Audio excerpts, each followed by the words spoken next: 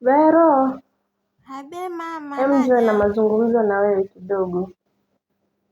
Sawa. Ehe, niambie mama, nakusikiza.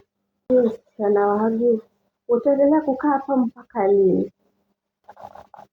Mama, nakusaidia kazi zako nyumbani. Ni vizuri mwanangu, sikatai, lakini ni lini utaenda kuanzisha familia yako? Mam, sinangojea right person. Mtu mzuri atakuja agonge mlango pale ukiendelea kukaa hapa kwa nyumba. Sasa nifanye nini? Enda out, kutana na watu. Na uache kushinda hapa kwa nyumba ukishika simu kila wakati hapa. Mama, na nikikutana na mtu mbaya, ndo maana unafaa kungoja na kumake right choices mwanangu. Kwa hiyo nifukuzi mama. Sivyo mwanangu, nakupenda sana. Nafurahia kuwa na wewe hapa.